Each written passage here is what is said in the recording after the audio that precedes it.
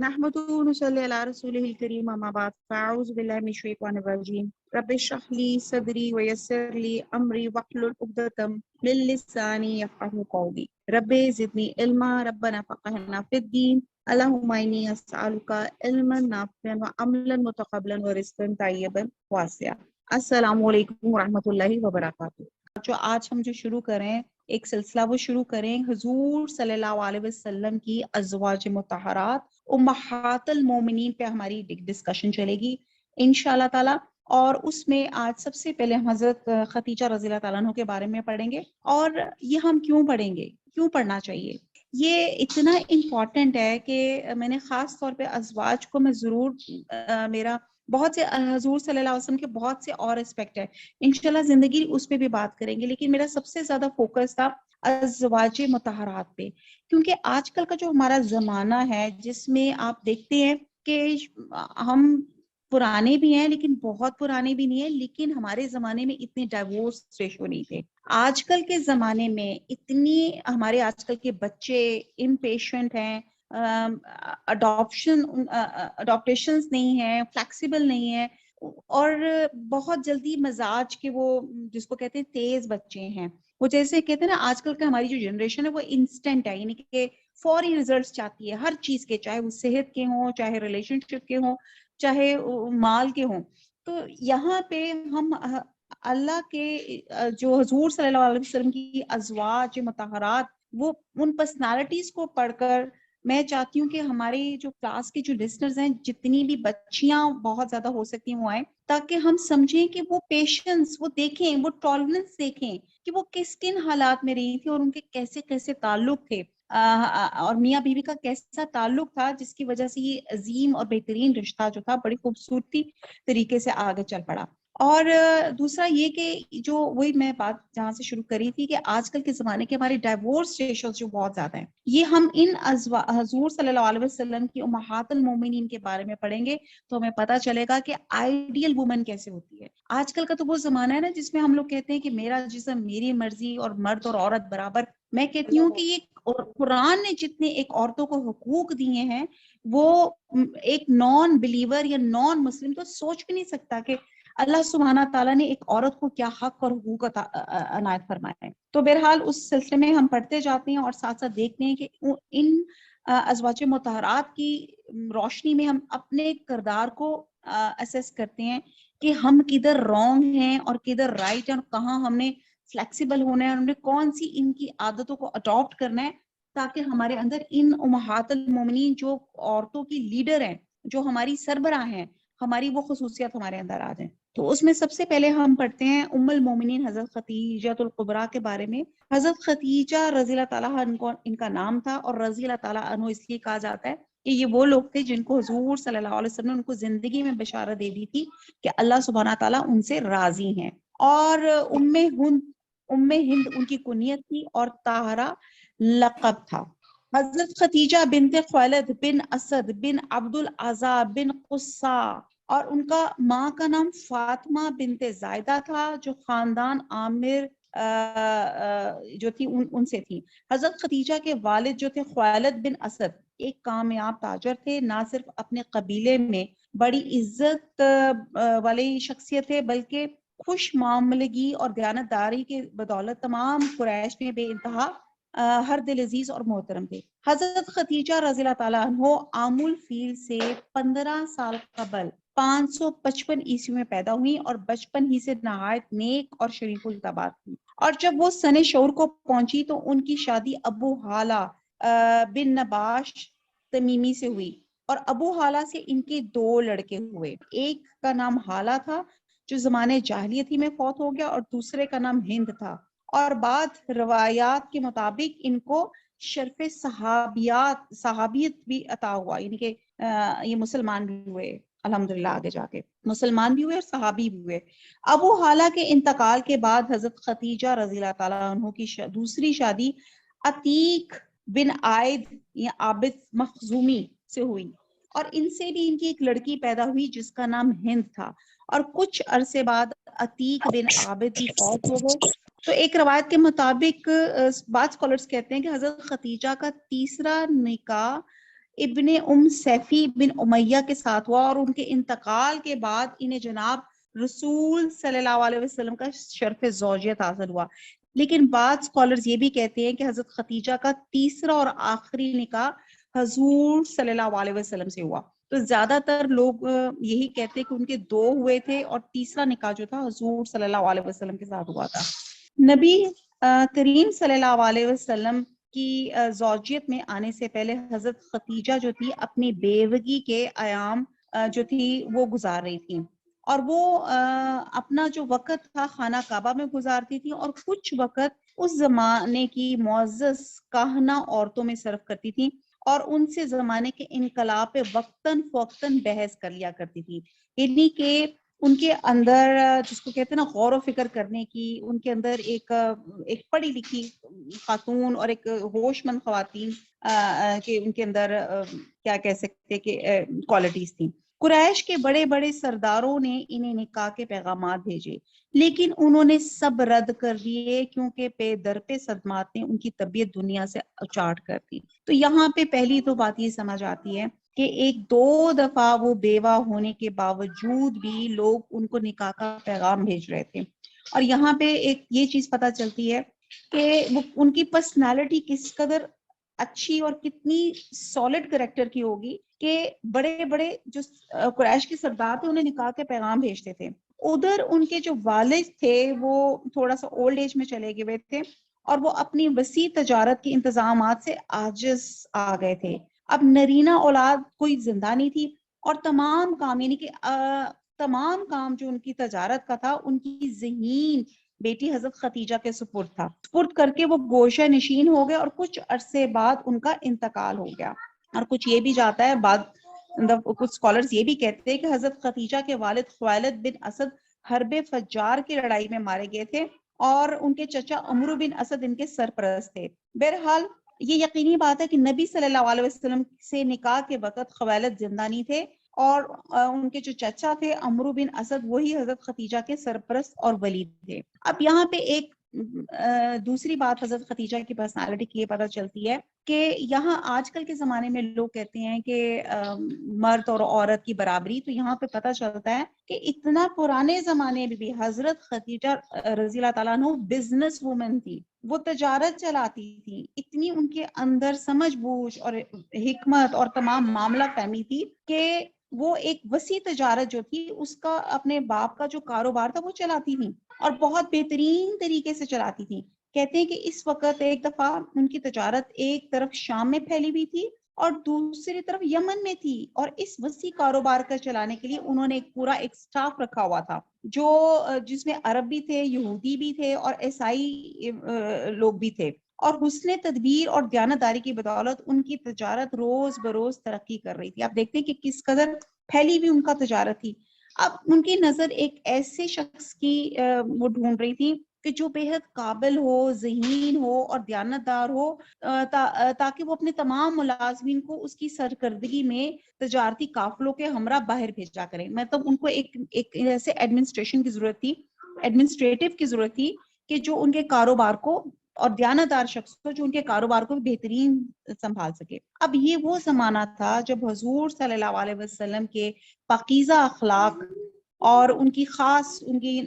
صادق اور امین ہونے کی صفات کا چرچا گھر گھر مکہ کے گھر گھر میں پھیل چکا تھا۔ آپ کو پتہ ہے حضور صلی اللہ علیہ وسلم نبوت سے پہلے ہی صادق اور امین مشہور تھے کہ انتہائی سچے ہیں اور انتہائی امانت دار ہیں۔ اور تب حضور صلی اللہ علیہ وسلم جس کو کہتے ہیں نا پیک اپنی جوانی میں تھے،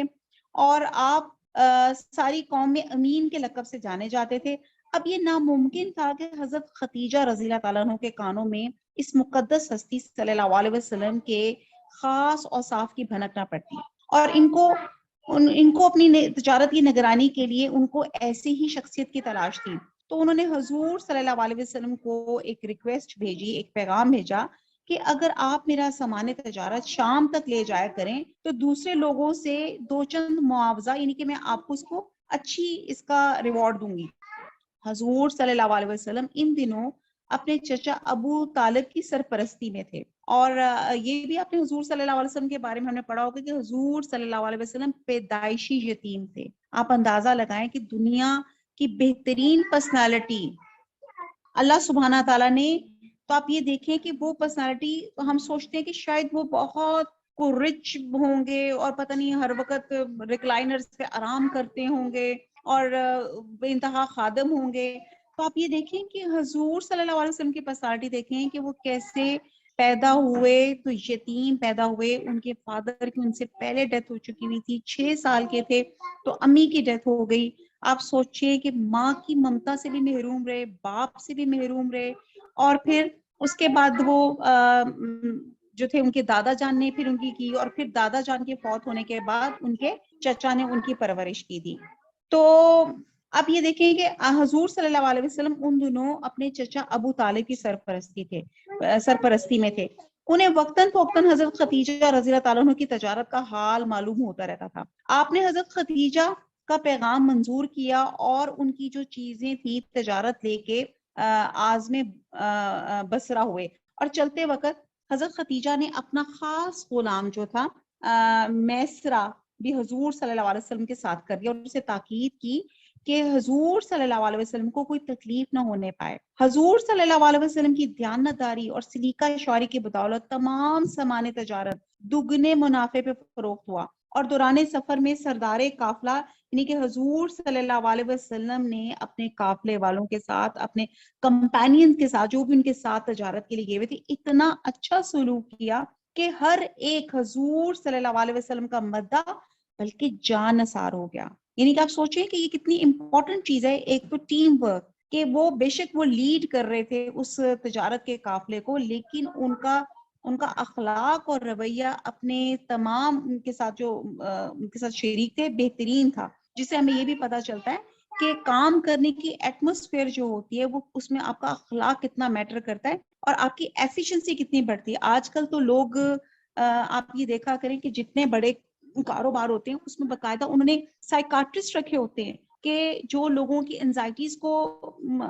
कैटर करते हैं और उनकी एफिशिएंसीज को बढ़ाने के लिए उनको टिप्स देते हैं। तो यहाँ पे हुजूर सल्लल्लाहु अलैहि वसल्लम का अखलाक ही ऐसा था कि सब जो थे उनके गर्विदा हो गए हुए थे। और जब काफला मक्के वापस आए तो हजरत खदीजा को मैसरा की ज़बानी सफर के हालात और मुनाफे की जब तफसीलात मालूम हुई तो बेहद इम्प्रेस हुई। उन्होंने अपनी खादमा या सहेली नफीसा के मार्फत हुजूर सल्लल्लाहु अलैहि वसल्लम को निकाह का पैगाम भेजा। हुजूर सल्लल्लाहु अलैहि वसल्लम का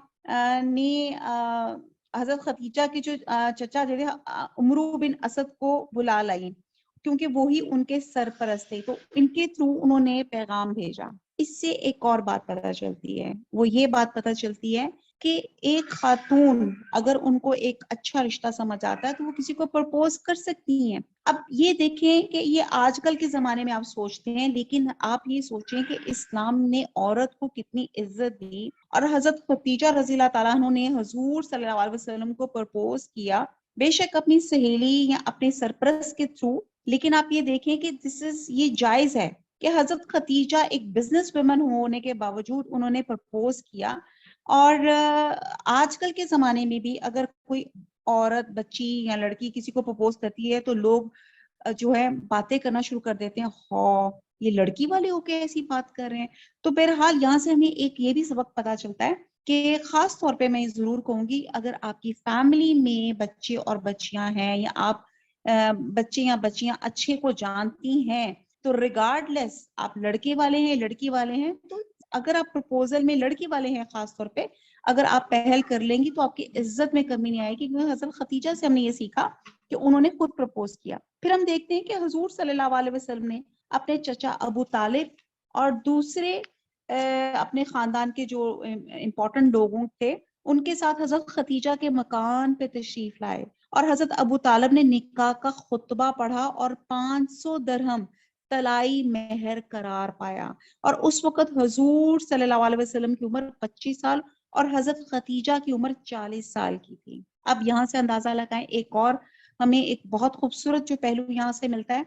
कि मुझे आज भी याद है, हम एक जगह एक दफा एक बच्चा बच्ची का कुछ रिश्ता करवा रहे थे, तो बच्ची पता चली कि वो लड़के से कुछ 2 महीने बड़ी है। तो बच्चे ने फौरन इनकार कर दिया, ना जी ना, मैंने अपनी से बड़ी से नहीं शादी करनी, हालांकि वो सिर्फ 2 मंथ्स का फर्क। तो यहाँ पे आप देखें कि हुजूर सल्लल्लाहु अलैहि वसल्लम कवारे थे, پیک آف جوانی تھی, 25 ایئرز ان کی ایج تھی, اور حضرت ختیجہ جن کے دو دفعہ وہ بیوہ ہو چکی ہوئی تھی اور ان کی عمر 40 سال تھی. اور حضور صلی اللہ علیہ وسلم کسی نے ان کو تانا نہیں دیا کہ تمہیں اتنی زندگی پڑی ہوئی ہے یا تم ویٹ کر لو یا تم نے کیوں بیوہ سے شادی کرنی ہے. تو یہاں پہ یہ معاملات, اسلام کا دین تو بہت خوبصورت ہے, بہت اسلام نے عورت کو عزت دی ہے. یہ ہم ہی لوگوں نے پتہ نہیں یہ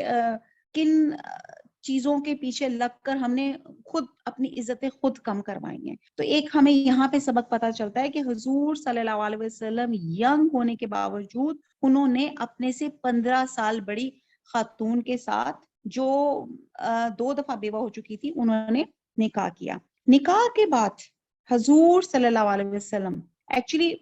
میں وہ بایوگرافی بہت ڈیٹیل سے نہیں بتا رہی, میں بہت اس کی شارٹ باتیں بتا رہی ہوں, ورنہ اگر ہم اس کو کریں تو شاید وہ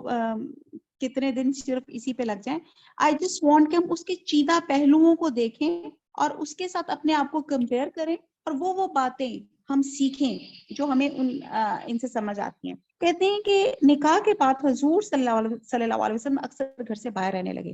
کئی روز مکہ کے پہاڑوں میں جا کر عبادت الہی میں مشغول رہتے, اور اس طرح 10 برس کا زمانہ گزر گیا. ایک دن اسی طرح حضور صلی اللہ علیہ وسلم غار حرا میں معتکف تھے کہ رب ذوالجلال کے حکم سے جبرائیل امین علیہ السلام آپ صلی اللہ علیہ وسلم کے پاس تشریف لائے اور کہا قم یا محمد. حضور صلی اللہ علیہ وسلم نے نظریں اوپر اٹھائی تو اپنے سامنے ایک نورانی صورت کو کھڑے پایا جس کے ماتھے پہ نور کلمہ طیبہ رقم تھا. جبرائیل امین نے حضور صلی اللہ علیہ وسلم نے گلے لگا کے دبایا اور کہا پڑھ. حضور صلی اللہ علیہ وسلم نے فرمایا میں پڑھا لکھا نہیں. حضرت جبرائیل علیہ السلام نے پھر یہی کہا. حضور صلی اللہ علیہ وسلم نے یہی جواب دیا کہ میں پڑھا لکھا نہیں. تیسری مرتبہ جب جبرائیل علیہ السلام نے کہا اقرا بسمی ربک الذی خلق خلق الانسان من علق, پڑھ اپنے پروردگار کے نام سے جس نے سب کچھ پیدا کیا, جس نے انسان کو پانی کے کیڑے لہو کی پھٹکی سے بنایا. پڑھ تیرا پروردگار بہت کرم والا ہے جس نے قلم سے آدمی کو علم سکھایا جو نہ جانتا تھا. اب آپ اندازہ لگا لیں کہ حضور صلی اللہ علیہ وسلم کی انہیں کے اللہ تعالیٰ چوز کر لیتے ہیں اپنے نبیوں کو ان کے پیدائش سے ہی پہلے کہ یہ بندہ اللہ کا نبی اللہ کا رسول بنے گا. تو آپ یہ دیکھیں کہ جو پہلی وحی تھی اللہ سبحانہ تعالیٰ نے جو حضور صلی اللہ علیہ وسلم کو میسج بھیجا. ابھی ہم نے نبیوں کا پڑھا, اب ہم فرشتوں کی بات دیکھتے ہیں. اللہ تعالیٰ نے جو تھی مخلوقات جس میں سے جن کو اللہ تعالیٰ نے آگ سے, فرشتوں کو نور سے اور انسان کو مٹی سے بنایا. اور حضرت جبرائیل علیہ السلام جو تھے اللہ سبحانہ تعالیٰ کے میسنجر تھے, پوسٹ مین تھے, جو اللہ سبحانہ تعالیٰ کا میسج حضور صلی اللہ علیہ وسلم کے پاس لے کر آتے تھے. تو یہ ان کا پہلا میسج تھا, اور پہلا ہی میسج کیا تھا؟ اقرا بسمی, پڑھ اپنا رب کا نام لے کے. اور جس سے پتہ چلتا ہے علم کی فضیلت پتہ چلتی ہے, علم کی امپورٹنس پتہ چلتی ہے کہ اللہ سبحانہ تعالیٰ نے جو پہلا ہی میسج دیا تو اس میں کہا گیا کس چیز پہ امپورٹنس دی گئی؟ پڑھو اپنے رب کے نام سے. اب اس پڑھنے میں آپ کا ہر طرح کا علم آ جاتا ہے, قرآن کا علم, حدیث کا علم, دنیاوی علم, سائنس کا علم, اسٹرانومی کا علم, ہر طرح کا علم. اور ان تمام علموں کو سمجھ کر یہ سوچیں کہ اللہ کتنا بڑا ہے, اللہ نے کس طرح کے سسٹمز بنائے. تو آپ یہ دیکھیں تو یہاں پہ اللہ تعالیٰ نے فوکس کیا کیا گیا؟ پڑھائی پہ اور علم پہ. اچھا جی, تو آپ نے دیکھیں کہ حضور صلی اللہ, اور ایک اور بات جو ہمیں سمجھنے میں آئی کہ حضور صلی اللہ علیہ وسلم ایک ینگ ایج میں آپ عبادت کرنے پہاڑوں پہ جاتے تھے. اور پہاڑوں پہ کیوں جاتے تھے؟ یکسوئی حاصل کرنے کے لیے, دنیا کے شور شرابے سے دور ہو کے, بالکل جس کو کہتے ہیں نا میڈیٹیشن. بہرحال اب یہاں پتہ چلتے کہ حضور صلی اللہ علیہ وسلم ینگ ایج میں جا کے میڈیٹیشن کرتے تھے. مجھے بتائیں آج کل کے بچے جو 25 سال سے اوپر ہیں, آپ سوچیں ان کے شوق کیا ہوتے ہیں. ان کے شوق اگر آپ دیکھیں تو وہ پب جی گیمز, اب میں کیا بتاؤں کیا کس قسم کے شوق ہے جس میں اسموکنگ اور شیشہ اور پتہ نہیں کیا کیا چیزیں آ جاتی ہیں. تو یہاں پہ حضور صلی اللہ علیہ وسلم اپنی پیک آف جوانی میں کیا کر رہے تھے؟ اللہ سے لا لگائی ہوئی تھی, پہاڑوں میں جا کے میڈیٹیشن کرتے تھے, اللہ کی عبادت کرتے تھے. اور غار ہرا میں خاص طور پہ آپ ایک غار تھا, اور اگر آپ لوگوں کا حج اور عمرے میں اس جگہ پہ جانے کا اتفاق ہو تو آپ دیکھیں گے کہ ایک تو وہ اتنی ہائٹ پہ ہے, اور اس پر جانا اتنا مشکل کام ہے کہ آپ یوں قدم, آپ سوچتے ہیں کہ پہاڑ پہ ایک تو اوپر جانا ہی, ہائکنگ کرنا ایک اٹسیلف ایک بڑا ہزارڈس جاب ہے. لیکن حضور صلی اللہ علیہ وسلم اللہ کی محبت میں, اللہ کی جستجو میں اس پہاڑ کے اوپر جاتے تھے, اور پہاڑ پہ جاتے تھے اور ایک یکسوئی حاصل کرنے کی وہاں پہ اللہ کی عبادت کرتے تھے. اور اسی ایک دن عبادت کرتے کرتے اللہ سبحانہ تعالیٰ نے ان پہ پہلی وحی کی, جس میں وہ ہم دیکھتے ہیں کہ پڑھائی کی امپورٹنس اور علم کی امپورٹنس پر تھی. اور پھر حضور صلی اللہ علیہ وسلم, اور پھر یہاں بتایا جا رہا کہ یہی حضور صلی اللہ علیہ وسلم کو تسلی دی جا رہی ہے کہ وہ ہو رہے تھے کہ میں پڑھا لکھا نہیں ہوں, میں کیسے پڑھوں. تو اللہ سبحانہ تعالیٰ نے کہا اس کو دل میں بٹھانا اللہ کا کام ہے. تو حضور صلی اللہ علیہ وسلم کی زبان مبارک سے بھی یہی کلمات جاری ہو گئے. اس حیرت انگیز واقعے سے حضور صلی اللہ علیہ وسلم کی طبیعت بے حد متاثر ہوئی, گھر تشریف لائے اور فرمایا زمیلونی, مجھ کو کپڑا اڑاؤ, مجھ کو کپڑا اڑاؤ. حضرت خدیجہ نے تعمیل ارشاد کی اور پوچھا کہ آپ کہاں تھے؟ میں بہت فکر مند تھی اور کئی آدمیوں کو آپ کی تلاش میں بھیج چکی ہوں. تو حضور صلی اللہ علیہ وسلم نے تمام واقعہ بی بی خدیجہ کے سامنے منوان بیان کر دیا. حضرت خدیجہ نے فرمایا آپ سچ بولتے ہیں, غریبوں کے دستگیر ہیں, مہمان نواز ہیں, صلہ رحم کا خیال رکھتے ہیں, امانت گزار ہیں, دکھیوں کے خبرگیر ہیں, اللہ آپ کو تنہا نہ چھوڑے گا. آپ یہ دیکھتے ہیں کہ یہاں پہ ایک عورت کا کریکٹر آتا ہے کہ جب ایک ہسبینڈ بہت پریشانی میں ہے, کسی بھی ٹینشن میں, کسی بھی انزائٹی میں ہے, تو عورت کا کام کیا ہے؟ بجائے یہ کہ اور سوال جواب کرے, وہ ان کا مورال اپلفٹ کر رہی ہیں, ان کو پازیٹیو موٹیویشن دے رہی ہیں کہ آپ اتنی اچھی خصوصیات کے مالک ہیں, اللہ آپ کو کبھی تنہا نہیں چھوڑے گا. ہم دیکھتے ہیں کہ یہاں جب ایک بندہ ہمارے گھر کے باہر سے یا کسی پریشانی میں آتا ہے, اس سے پہلے وہ بیچارہ اپنا پریشانی کی کوئی شیئر کرے, ہم پریشانیاں لے کے ٹوکرے لے کے بیٹھ جاتی ہیں. آپ کو پتا ہے آپ کی اماں نے میرے ساتھ کیا کر دیا, ہاں بہن کو پتا ہے اس نے یہ کیا کیا, اوئے ہوئے بچوں نے دیکھا گڈو نے کیا کر دیا, فلانے نے اس کا سر پھاڑ دیا, اس نے یوں کر دیا, میری آج طبیعت اتنی خراب تھی, سر پہ پٹیاں لگا کے ہم وہ بتاتے ہیں کہ جی ہم تو سارے دن بڑی طبیعت ہماری برا حال رہا. بجائے یہ کہ جب ایک ہسبینڈ گھر آئے اس کو ایک سکون کا ماحول ہو, ایک اس کو ٹرینکول ایٹموسفیئر ملے, اس کے باوجود ہم اس کے سامنے اس قدر کی پرابلمز کے ڈھیر لگا دیتے کہ وہ بیچارہ ہم سے ڈسکس کیا کرے, وہ کیا کہتا ہے کہ میں کیا بات کروں, یہ تو آگے اتنی پریشانیوں کے ٹوکرے مجھے سنا چکی ہے.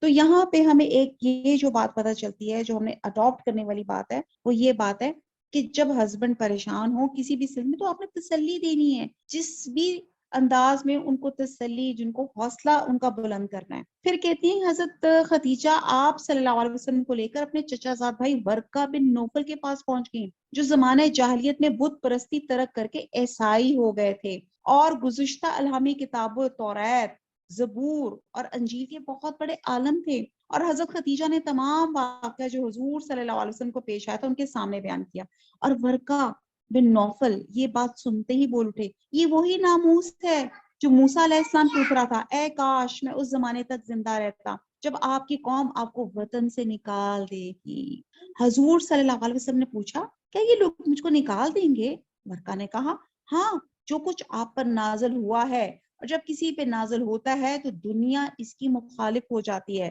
اگر میں اس وقت تک زندہ رہا تو آپ کی بھرپور مدد کروں گا. اس گفتگو کے بعد ورقہ کا بہت جلد انتقال ہو گیا. تاہم حضرت خدیجہ کو یقین کامل ہو گیا کہ حضور صلی اللہ علیہ وسلم منصب رسالت پر فائز ہو چکے ہیں, چنانچہ وہ بلا تعمل حضور صلی اللہ علیہ وسلم پہ ایمان لے آئیں. تمام کتب سیر متفق ہے کہ عورتوں میں سب سے پہلے, یعنی کہ تمام اسکالر اس چیز پر متفق کرتے ہیں کہ سب سے پہلے عورتوں میں مسلمان ہونے والی حضرت خدیجہ الکبریٰ ہیں. تو یہ ان کا بہت بڑا ٹائٹل اور بہت بڑا ان کا اعزاز ہے. حضور صلی اللہ علیہ وسلم سے نکاح کے بعد حضرت خدیجہ تقریباً 25 سال تک زندہ رہی. تو آپ یہ دیکھیں کہ یہاں پہ حضرت خدیجہ جو تھیں انہوں نے اپنے ہسبینڈ کا مورال ہائی کیا اور ان کے ساتھ ان کے 25 سال حضور صلی اللہ علیہ وسلم کے ساتھ نکاح میں رہی، اور اس مدت میں انہوں نے حضور صلی اللہ علیہ وسلم کے ساتھ ہر قسم کے مصائب کو انتہائی خندہ پیشانی سے برداشت کیا۔ اب یہاں پہ عورتوں کی پیشنس اور ٹالرنس کا ٹیسٹ ہے۔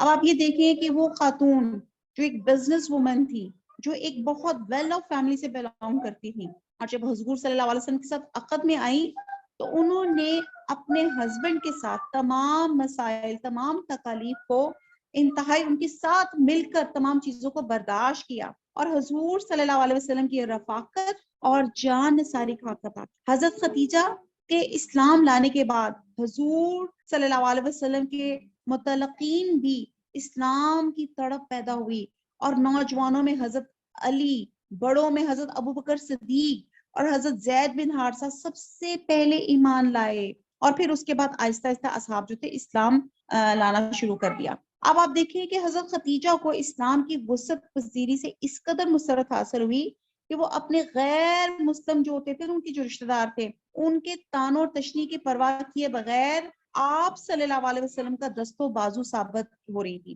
آپ کو سمجھ آ رہا ہے کہ اب آپ دیکھیں کہ ظاہر ہے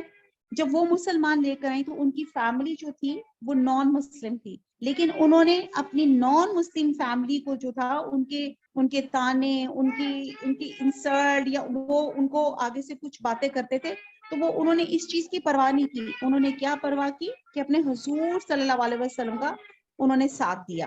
پھر آپ دیکھیں کہ ان کا کریکٹر دیکھیں کہ انہوں نے اپنا تمام مال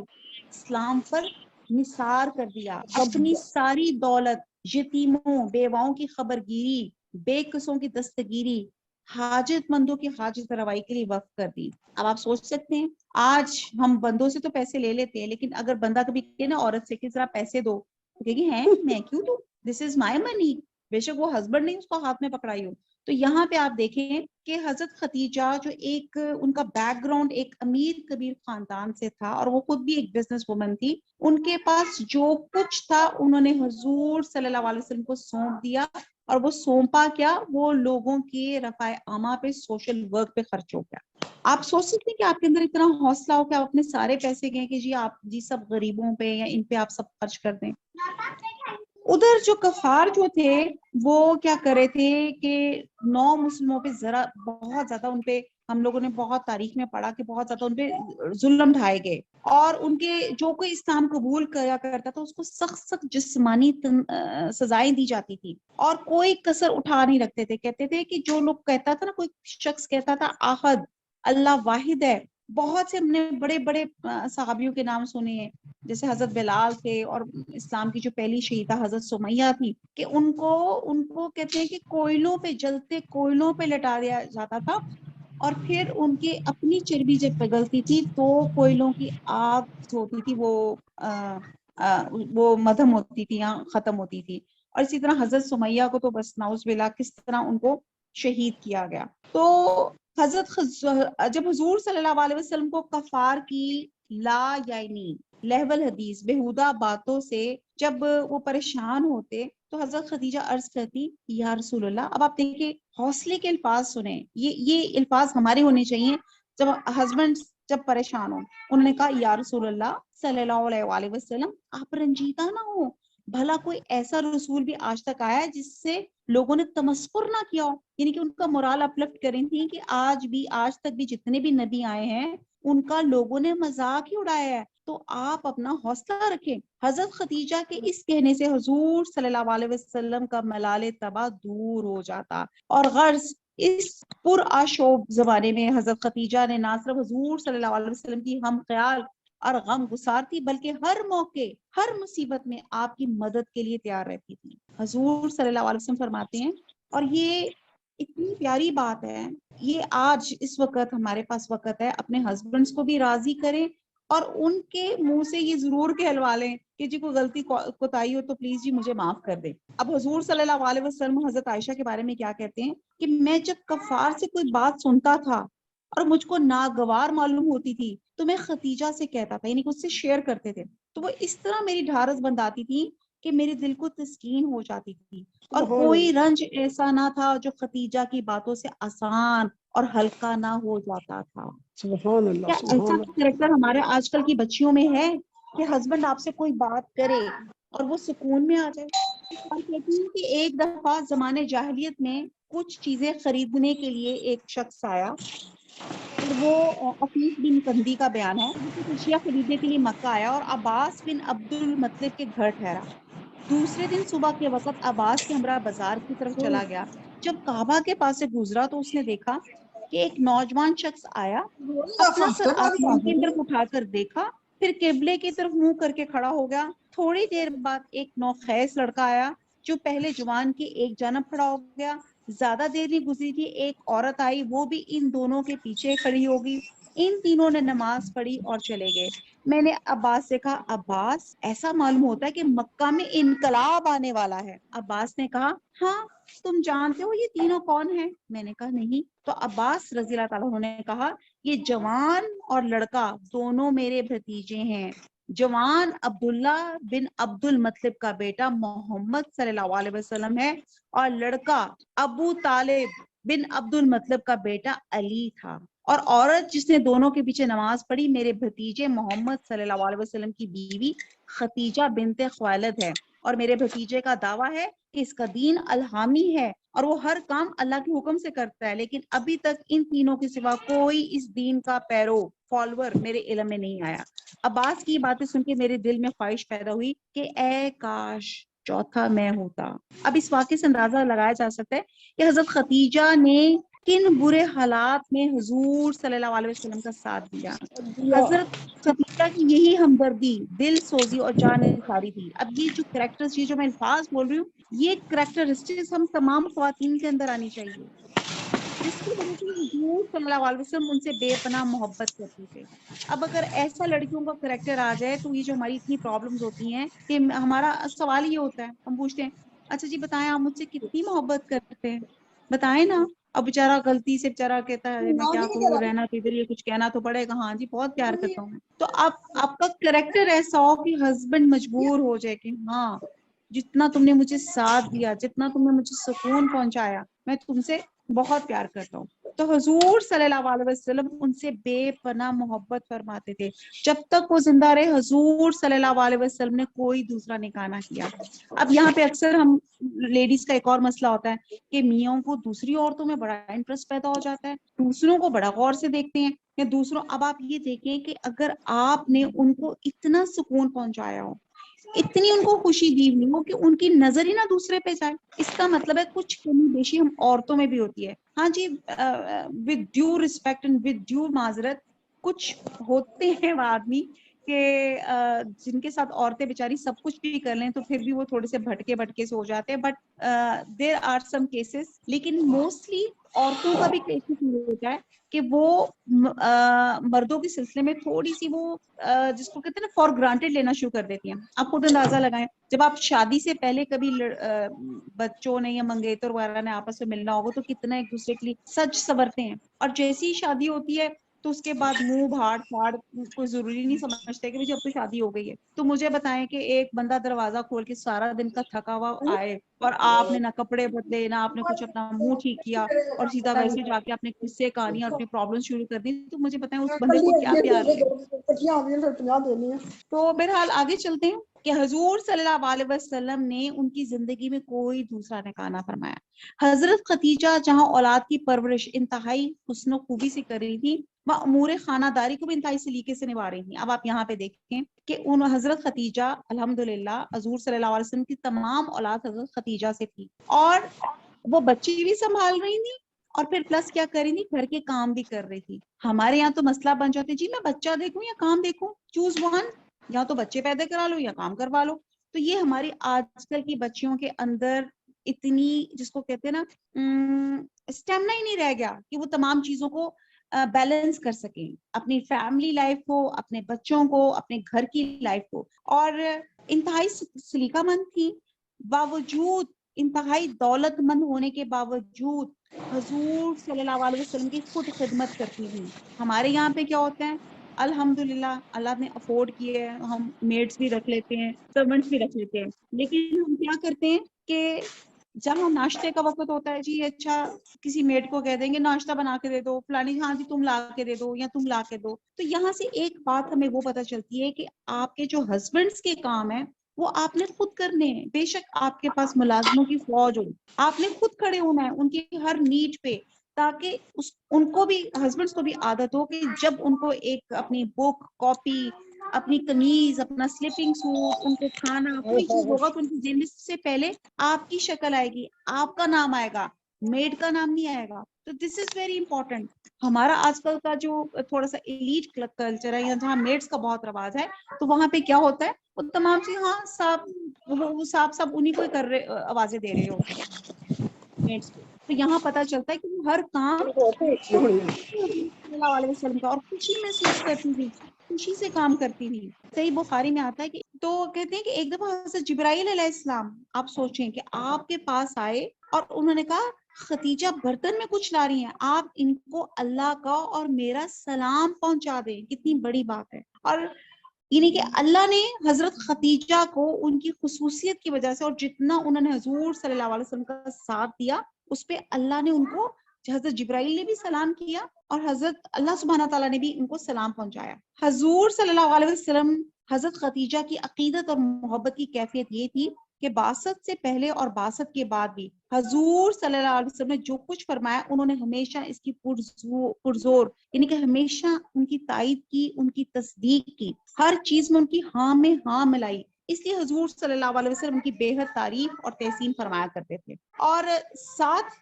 اور بعثت کے بعد مشقین قریش نے بنو ہاشم اور بنو مطلب کو شب ابی طالب میں محصور کیا, تو حضرت خدیجہ اس آزمائش میں بھی حضور صلی اللہ علیہ وسلم کے ساتھ تھی. آپ کو پتا ہوگا شب ابی طالب کیا تھا, کہ ان کو ایک گھاٹی میں مور اور لیس یہ لوگ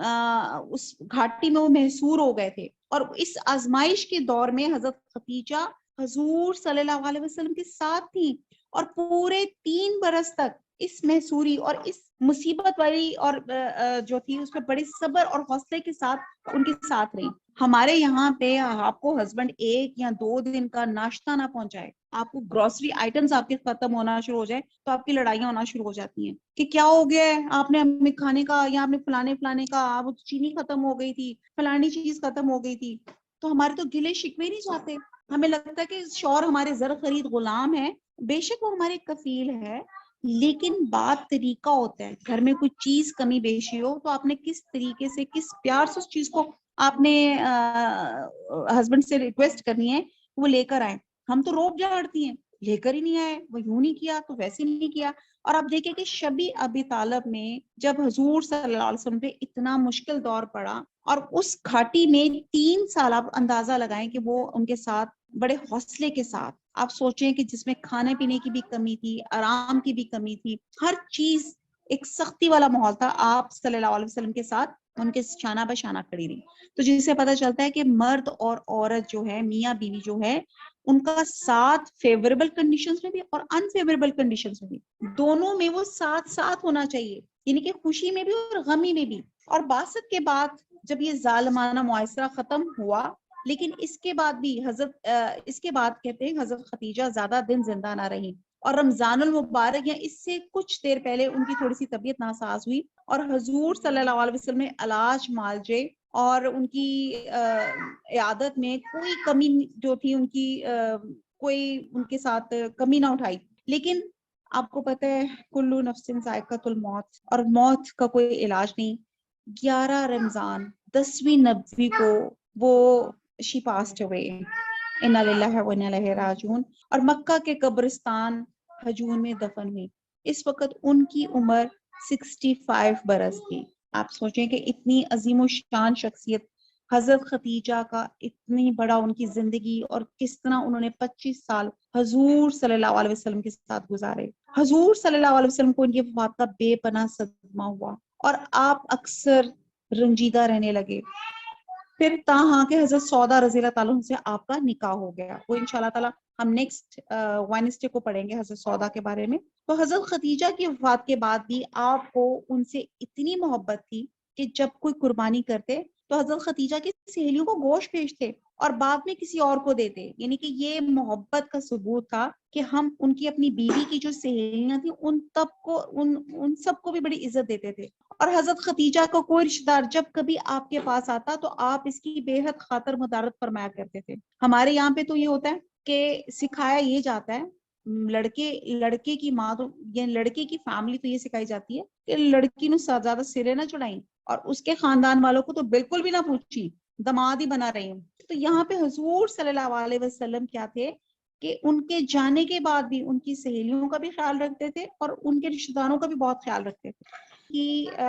ڈیتھ کے بعد ایک مدت تک حضور صلی اللہ علیہ وسلم اس وقت تک گھر سے باہر تشریف نہ لے جاتے جب تک حضرت خدیجہ کی اچھی طرح تعریف نہ کر لیتے۔ اندازہ لگائیں کہ یہاں پہ ایک مرد، ایک خاوند اپنی بیوی کی تعریف کرنا یوں لگتا ہے کہتے ہیں جی ران مرید ہو گیا۔ اور عورتیں کیا چاہتی ہیں، اگر ہم سب عورتیں اپنے گریبان میں جھانکیں تو ہم ایک ورڈ آف اپریسیشن کے لیے ترستی ہیں۔ دنیا جان ہماری تعریف کر لے ہمیں مزہ نہیں آئے گا، جب اگر آپ کا ہسبینڈ آپ کو ایک لفظ بھی کہے گا نا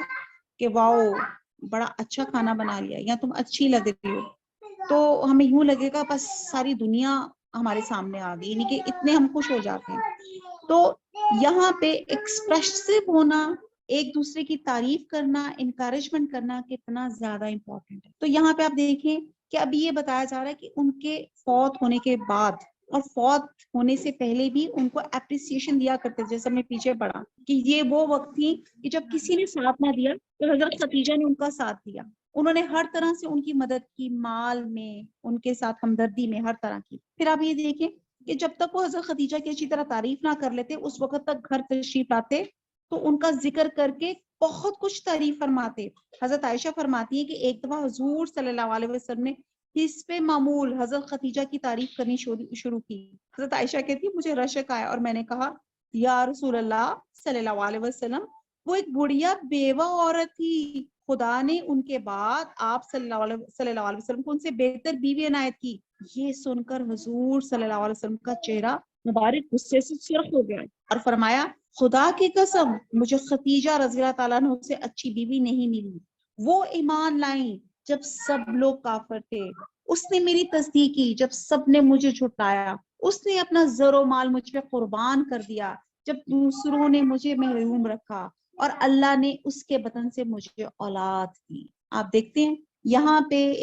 ایک سوتن کے ساتھ اپنی بیوی کے مطلب اپنی پہلی بیوی کی کس قدر خوبصورت انہوں نے تعریف کی۔ حضرت عائشہ کہتی ہیں کہ میں ڈر گئی اور اس روز سے عہد کیا کہ آئندہ کبھی حضور صلی اللہ علیہ وسلم کے سامنے کبھی خدیجہ الکبریٰ رضی اللہ تعالیٰ عنہ کو ایسا ویسا نہ کہوں گی۔ اس کی پھر ایک سبق آتا ہے، اللہ نہ کرے، اللہ نہ کرے، لیکن اگر کوئی ایک مرد کی کوئی دو بیویاں ہو جاتی ہیں تو آپ سوچتے ہیں کہ وہ ہوتا حال کیا ہے۔ کوئی ادھر سے کھینچ رہی ہوتی ہے، کوئی ادھر سے کھینچ رہی ہوتی ہے، اس بندے کو گنجا کر دیتی ہیں، پاگل کر دیتی ہیں، وہ نہ ادھر سکون سے رہتا ہے نہ ادھر سکون سے رہتا ہے، دو شادیاں کر کے بیچارہ اس کا حال برا ہوتا ہے۔ تو یہاں پہ آپ دیکھیں کہ ایک بتایا جا رہا ہے کہ اب ان سم ہاؤ، اللہ نہ کرے لیکن سم ہاؤ اگر یہ ایک سے زائد اس کی بیویاں ہیں بھی تو کس طرح بیلنس کیا حضور صلی اللہ علیہ وسلم نے، اور کس طرح بیویوں سے بھی بیلنس کروایا کہ آئندہ سے کوئی کسی کے متعلق کوئی بری بات نہ کہے۔ حضرت خدیجہ الکبریٰ کے بطن سے اللہ سبحانہ تعالیٰ نے حضور صلی اللہ علیہ وسلم کو 6 لڑکے اور لڑکیاں دی، عطا کی۔ سب سے پہلے